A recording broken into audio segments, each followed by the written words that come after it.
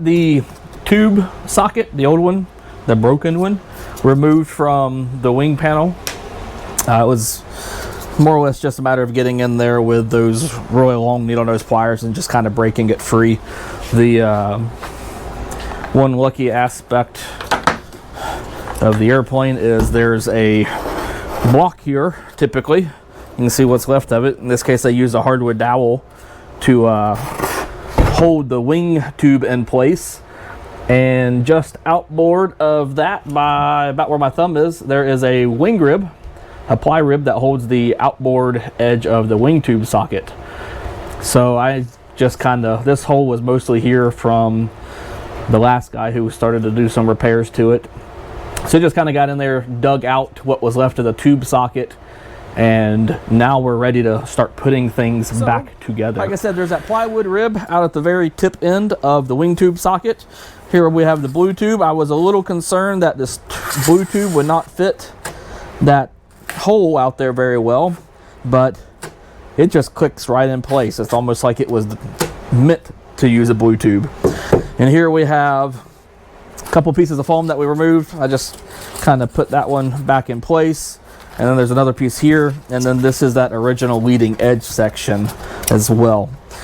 So off camera, what I did is I did a little bit of cleanup on this leading edge piece, because you want to try and get it to fit as close to its original place as possible. So things like all these little jagged edges everywhere, you want to just kind of get rid of this stuff, because it's just going to make life a lot harder.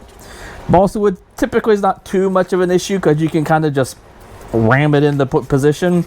But when you have something like this plywood root rib here, it makes it really hard to get all those interlocking layers of the plywood together. So I typically just cut off the jagged edges, but I don't cut it off to where you're going to leave a gap. You want to leave a nice hard edge or a mating surface of the two parts. That way it goes back to where you need it. So like I said, I did that.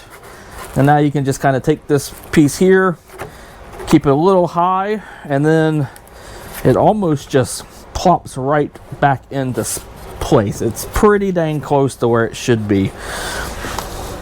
Close enough to where it'll work. There's one little piece here that does not want to go exactly where it's going to be. That's this little corner right here. I'll just snap that off, because like I said, this whole root rib is going to end up getting replaced with a new one anyways. But you want to get this as close to exactly where it needs to be as possible, just to make your life a little bit easier. And honestly, that is pretty dang close. That's close enough for me.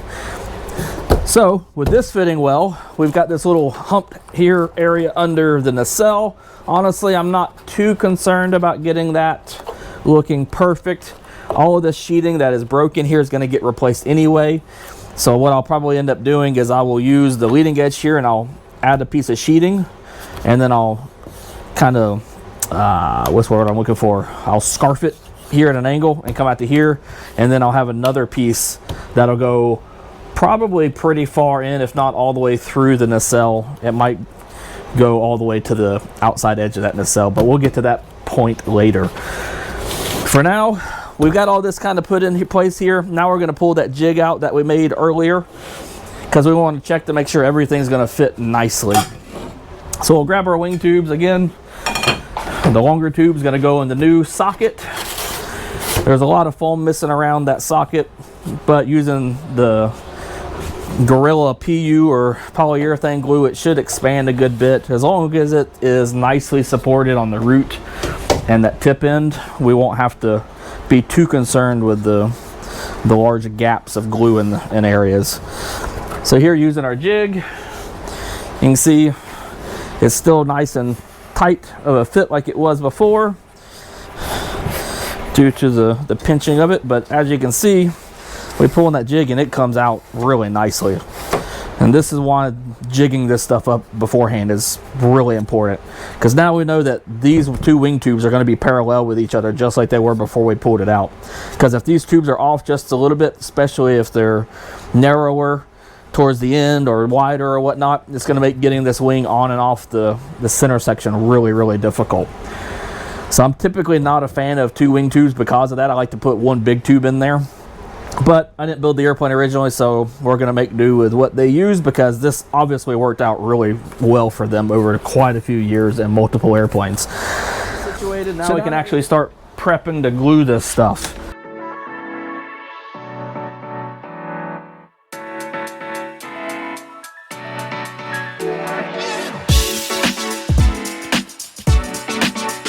You see, the fit down that tube is not the greatest, and it was honestly probably like that from the very beginning. It's a pretty big gap. So like I said, I'm not too concerned that it doesn't fit perfectly. I'm just looking to make sure it fits really nicely at either end of the socket. Now the miracle glue when it comes to working with styrofoam or foam core winged anything, foam cores, is this Gorilla Glue, the brown snot stuff as I call it. This stuff works great because you put a little bit of just spritz the foam with some water. You put this on the balsa wood, or spritz the balsa wood and put this on the foam, however you want to do it. And this stuff will kind of go in there and it will expand quite a lot and creates a really nice cohesive glue joint. You can see some of it here. So like I said, there's some chunks of foam in here that don't fit the greatest. I'm going to remove these for now, so we can put those in here in just a moment. Make sure we keep those kind of oriented where we know they go. And then this big crack right down the middle of this foam, I'm going to try and get in here and put some of that Gorilla Glue, just inject it way down inside of all of this. That way it'll foam up in there and help glue this section together. So since there's a fairly large gap, I'm going to be very generous with the Gorilla Glue. Alright, that'll work for there.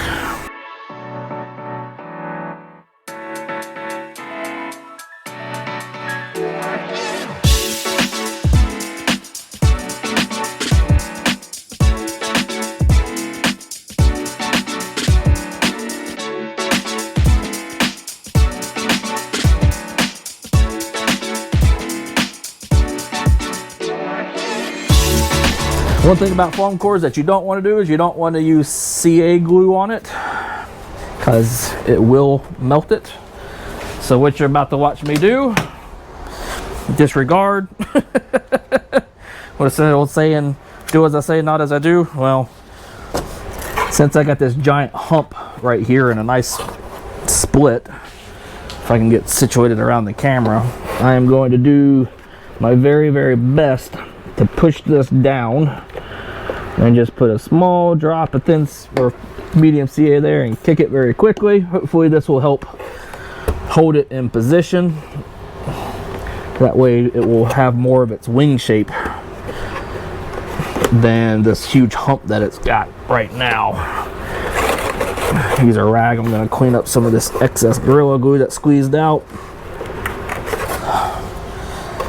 That way I can get in here with a little bit more CA just to help hold that in shape. And since I did say it does melt the white foam, since we have so much foam missing, there's probably not a lot of foam under it for it to melt. I said I'm going to try and get either a liquid 2-part expanding foam or something to put in this area and around that wing tube socket, just to give it a little bit better fit anyway. So if it does melt the foam a little bit, it won't be too big of a deal. But if this was a new foam core wing that we were building, I would not be using CA on it right now. Alright, so I got that there. That looks like it's going to hold shape pretty good. This leading edge piece to help hold it in position, I'm going to do the same thing. I'm going to go around it just a couple of spots, medium CA and kicker, just to kind of help hold it in position.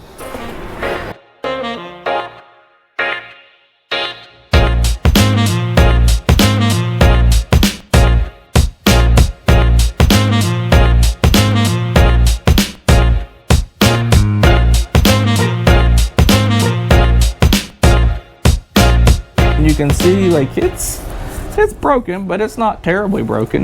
We could really just put a little bit of that Gorilla Glue in there, let it foam up, and then that would be, and then just kind of clamp it, let it dry, and that'll be a good repair.